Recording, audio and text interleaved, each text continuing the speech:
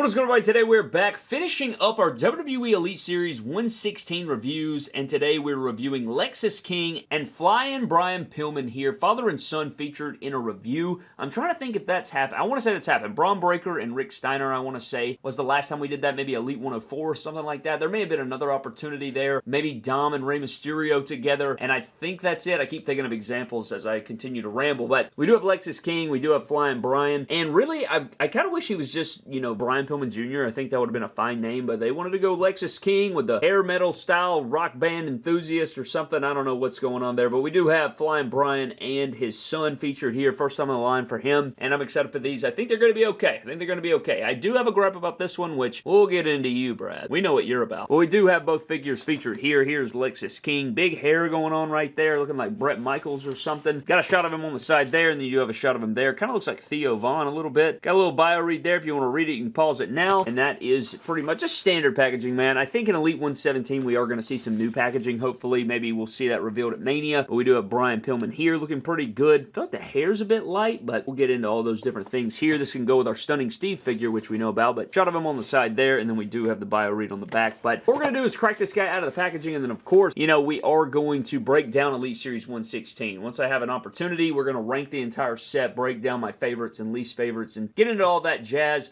as we like to do, but we do have both these guys here today, and I'm excited to finish up Elite Series 116 and find out how the entire wave comes together. But let's shut the hell up, not waste any more time. Let's crack these guys out of the packaging and find out what our father and son combination is all about.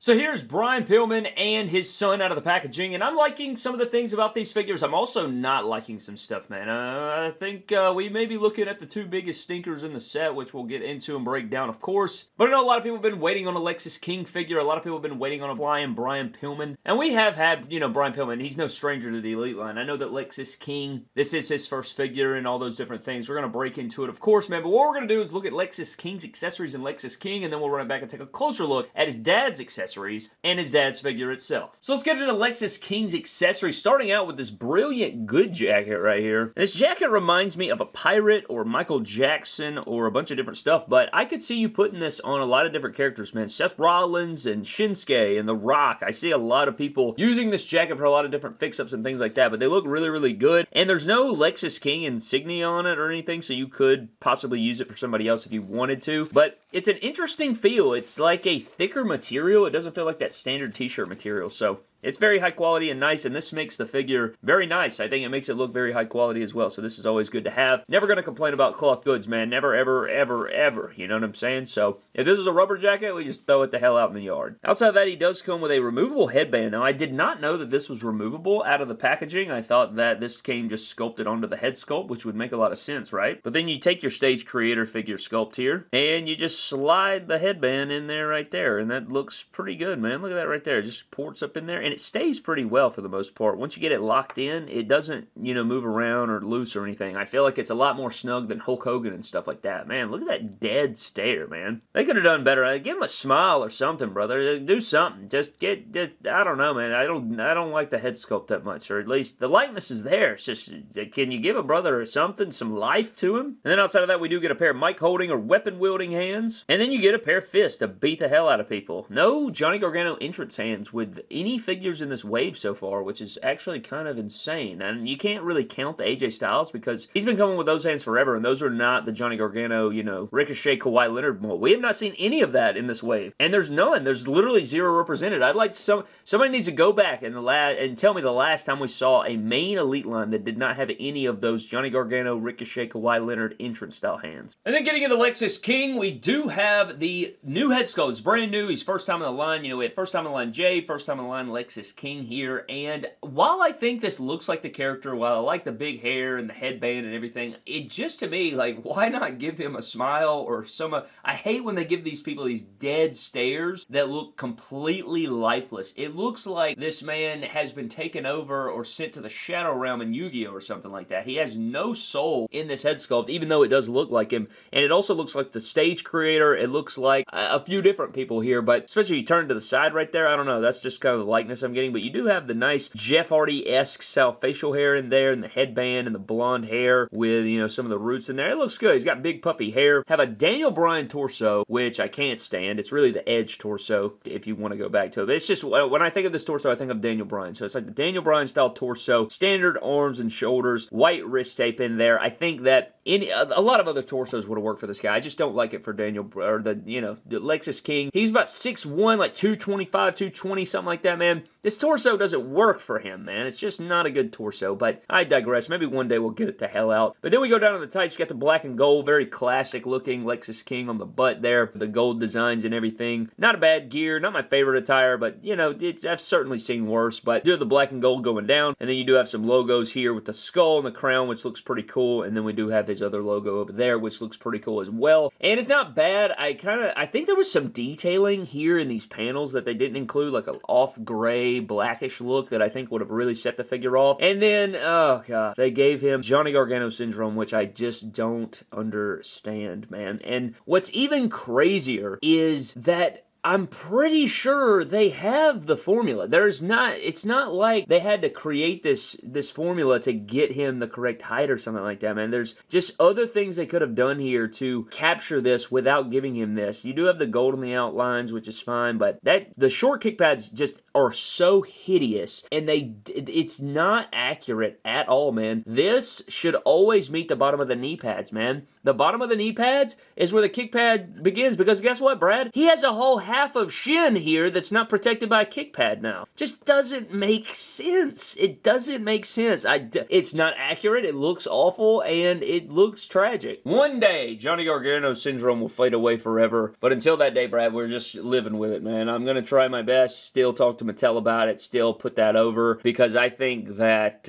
it's just inexcusable. There's just no point in it. But head sculpt articulation, you don't get really anything because the hair is so big and massive. Ab crunch, I will say, Daniel Bryan torso, it gives you a better ab crunch than a lot of other torsos, by God. He can go back a little bit there. You know, the shoulders go right at above 90. You got bicep swivel, double jointed pinless arms. That's one thing about Mattel, man. Their arms are usually tight. They don't usually, like shoulders, I feel like the shoulders have improved a lot. Now we just gotta worry about legs, really, is where all the issues come in. But you do have rotation and hinge at the wrist there. And then he is on ball joints, so he can kick forward pretty damn good, all things considered there. On the other side, can also kick forward there. And then, you know, since he's on ball joints, like, you get that full range of motion here, which is very good. Upper thigh cut. His double jointed knee is not very stiff. It's actually kind of, you know, quite buttery smooth. Johnny Gargano kick pad rotation, and then you do have the really good ankle rockers. These, also the new Johnny Gargano molds. The new Johnny Gargano syndrome molds are really loose for whatever reason. We saw it on Kevin Owens too. But as far as your figure comparisons are concerned, we do have the Elite 105 Carmelo Hayes. We have the Elite 116 Lexis King, and then we do have the Brian Pillman from this exact same wave. And the reason I wanted to do this, of course, is because they're father-son. They go together here, and then we just have kind of a, you know, another NXT style talent there to compare with the Lexis King. And I feel like the Brian Pillman is supposed to be 6 foot, and Lexis King is supposedly 6'1", but the Brian Pillman is taller. So yeah, there's no reason to give him the Johnny Gargano syndrome, man. There's no reason for it, bro. There's no reason for it. Anyways, that's pretty much all the comparisons we have. This is a first time line. We don't have a basic, we don't have an elite, we don't have anything to really compare to, so just kind of putting it out there to showcase some of the height differences and stuff like that. So, yeah, I mean, not the greatest in the world. I don't even know how tall Carmelo Hayes is. I want to say he's 6 foot, 5'10", 5'11", maybe, I don't know, but it's not a bad figure. It's just, I think it could be better in other ways. And then we're getting into Brian Pillman, or Flyin Brian Pillman's accessories here. And let's start things off with the WCW World Tag title here that looks very good. We've seen this before. It's not a stranger to the line, but it's always a nice title to get here, man. I like always getting championships that maybe we don't get all the time, you know, like a main championship or, you know, a big gold or something like that we get on a regular clip, or at least it seems like it. I like to get championships that are a little bit more outside the norm that we may not see all the time, but you get the gold clip on the sides there, and it looks good. It feels good in the hands, all nice, and I like the way Mattel does their championships. Not all of them are perfect by any stretch, but they've made a lot of strides over the years, and they look really good. Fun to collect, too. We also get the Flyin Brian entrance vest. You have the FB here in cursive with the red stars, and you flip it on the back. Hollywood Blondes, Flyin Brian with the Hollywood star, which is just nice, man. It's always nice to see, you know, back in the day especially, you know, people using things like this just to create, I don't know, just being creative and having things match and tie into their gimmicks and stuff like that. I just think that that's like one of the most beloved parts of the entire thing with professional wrestling, but this is Very clean. We've seen this vest before multiple times. This vest sculpt has been around forever, brother. Look at that. Look at the back right there. 2010. Yeah, this is a very old sculpt, but if it ain't broke, don't fix it, man. I think it looks really good, and, you know, if it's a standard entrance vest, here you go. Here's the blueprint. And then we get a clapperboard, or whatever the hell it's called. You know, they say action, and they slam this down. It's to get, you know, the mic synced up, and then, you know, the action starts. You got scene, take, roll, date, all that stuff, and then it's plain black on the back. Well, we've seen this before, but this is a cool accessory. I feel like these things probably don't even exist anymore, or maybe they do. If you're an actor or something like that, you let me know if these are still used in the industry. I just feel like this is such a classic thing, but every time I see one of these, I immediately think of Toy Story 2 and the bloopers, after, like, when the credits are rolling for whatever reason, and, you know, they're like, marker, and then they go into it, and it's, you know, they're like hijinks and playing pranks on each other. That's what, for whatever reason, I think it's just because that's probably one of my earlier memories of one of these things. It's one of them. It's not probably my first memory. And then I think of the Seen It DVD game for whatever reason. That's just what I think of here, but you do get one of these, which is cool. You're, you know, trying to do an action movie or start a film at some point, you know, got the director's clapperboard deal. And then we also get a pair of mic-holding or weapon-wielding hands. And like father, like son, he also comes with a pair of fists to beat the hell out of people. All right, man, so for Brian Pillman, we're starting off with a head sculpt. Now, this is a brand new head sculpt. This is not the same head sculpt that he came with on his last figure. And we're going to get into that and break into the comparison because I do have his original Flyin Brian figure that we're going to compare to this one, like I just said just now in the video. Idiot. But we do have this brand new hair here. It's like the curly hair. I don't know, man, like, I like this head sculpt. It's not bad. I think I prefer the original. I could be crazy there. You can let me know what you think. I don't know. I just think I like the original better. It almost looks like his hair's fake or something. It's hard to describe there, but he is in the lighter skin tone or the Finn Balor style skin tone instead of the Seth Rollins skin tone that the other one is in, so that is definitely something that you want to note there. He does have the ripped up Macho Man torso. It's what this torso is. Regular shoulders and arms there, white wrist tape. Does have the black trunks with the 3 white stars, and on the back it does say Blondes with the Hollywood star, which is cool. And, you know, no crazy gear. Didn't have crazy gear back then. It's just like a regular old, you know, I think it's solid. It's just some black trunks with stars. He does have these pinless legs that are very stiff, unfortunately, with the open black knee pads, but they are there. I also feel like the legs are so flat looking, but I guess it's not the biggest deal. It captures the essence of the figure, if you will, there. Not everybody's just out here striated and everything like that, but you do have the white boots with the black stars, the black tongue, and the black laces that looks pretty solid for the most part, even though these bitches are very hard. Look at that. You can even see the molding on the legs. Like, dude, these just look stiff as hell. Look at those. Like, dude, you can literally see the outline of the molds on the calves. I mean, that is just hideous. But as far as this figure's articulation, you know, everything from the waist down is awful, but everything from the waist up is solid, so there's that, but no real head articulation because the hair mold and stuff like that. Arms go right at 90 or just above. You get the full rotation, bicep swivel. Don't know why I said it that way. Double jointed arm that's kind of tight there. You do have the wrist hinge and rotation. Dude, why is the arm so damn stuck? Jesus. Do have a classic ab crunch there, which I guess the Macho Man gets a pretty decent little ab crunch right there. It's not too bad. You got a little something special going on there. Then you get down to the legs. He can kick forward pretty good here. He is on ball joints, so maybe you want to switch those out if you want to. And the only reason I say that is they're not stiff like the Royal Rumble Cody Rhodes way, but the thigh cut, it's the double jointed knee that snaps and, you know, it just creates a really just not good experience because you compare, like when you have a really stiff knee joint like that and then you combine it with a ball peg right here at the hip, you get awfulness sometimes. But also right out of the packaging, man, he would not stand up. I could not get him to stand up, and I don't know if it's because of these feet, but he does have boot rotation and then the ankles go down and up, and he has the new ankle rockers. They're just really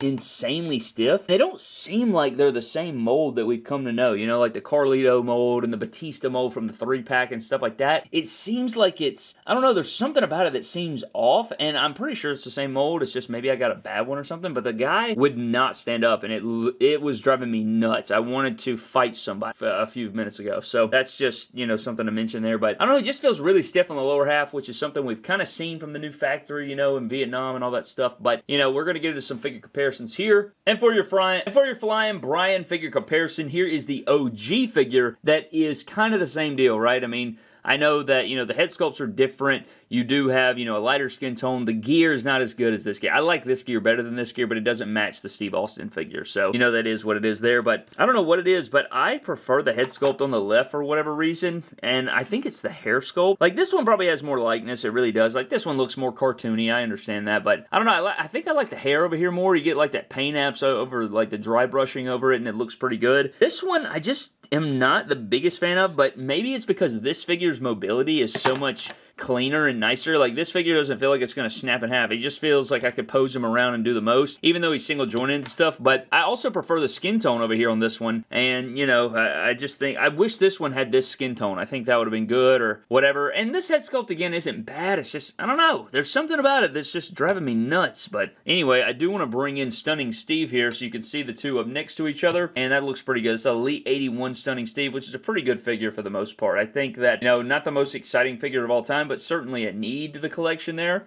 And, you know, he's got the same vest and everything. Got a little schmutz on the vest for whatever reason. I don't know what that's about. But, you know, it's basically the tag team partner there. So, you know, these two go together and they look pretty good up next to each other and things. And you honestly could probably, I mean, yeah, I mean, you could, I mean, if you don't have this figure, you could probably just buy another one of these. But then you'd be missing the head sculpt or something. I don't know. Or maybe you could sculpt some hair on one of those Stone Cold head sculpts or something like that. But, yeah, these aren't bad. But I think if I had to choose one, I think I would pick this one just because I like the mobility of it and the attire better, but then again, it wouldn't match this one, so I understand that. I don't know. Maybe it's just the stiff legs that are pissing me off to a just utmost degree. So at the end of the day, man, that wraps up our Elite Series 116 Lexis King and Brian Pillman figure reviews. You know, finally getting these figures in hand. While I do like both guys a lot, the Brian Pillman figure, we'll start off with him. I just think he's so stiff, man. He's got really stiff legs. The double jointed pinless is just really stiff. His boots are also really, really stiff for whatever reason. I don't know what it is, but he was very hard to stand up, especially at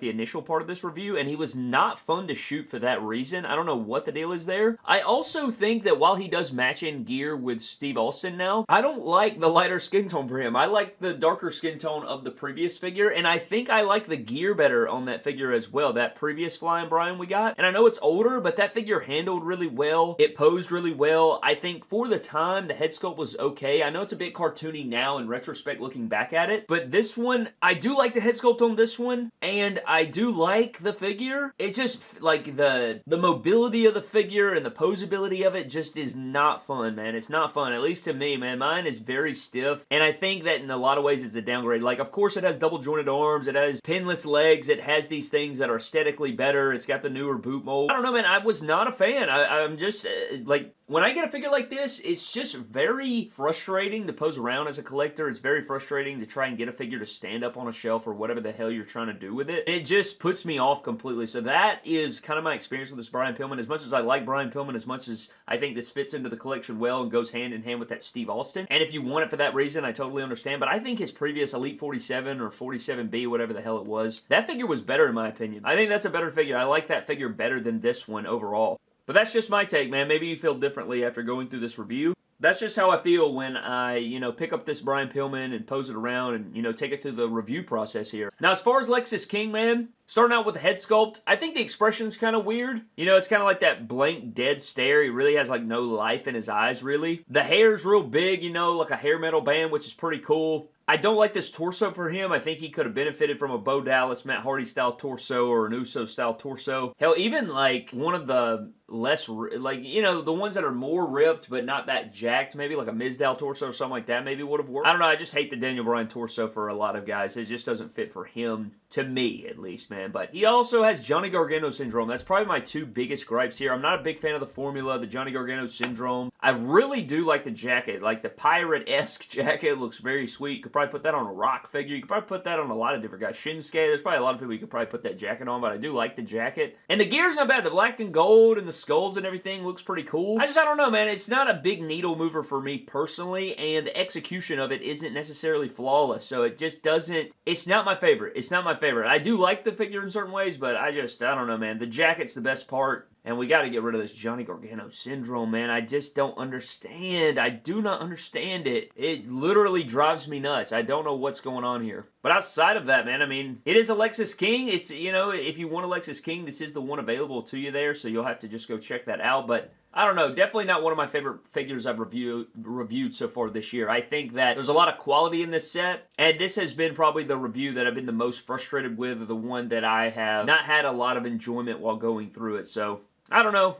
And it's a bummer, too, because I really like these characters. I just think these figures could be better in a lot of ways. Nonetheless, man, that's pretty much going to wrap it up. I'd love to know what you guys think of these characters and these figures down in the comment section below. Are you picking these up? Are you passing? Let me know all of your thoughts on that down in the comment section below. But a huge shout out to our Patreon members, man. Thank you guys so very much for everything. You guys are unbelievable. And of course, if you guys want these figures, go over to Ringside Collectibles. Use promo code MDTOYS to save yourselves 10% when shopping over there. I greatly appreciate it. But that is all going to wrap up Elite Series 116 for us. Should have a ranking or a My Damn Thoughts episode on this full wave coming soon, and you guys can get on that. And we have some other reviews that we got to take care of. There's a lot of figures to review, man. Lots of stuff to get to. So I'm getting the hell out, man. I hope you guys did enjoy. Leave me your thoughts down below, and I'll see you guys next time.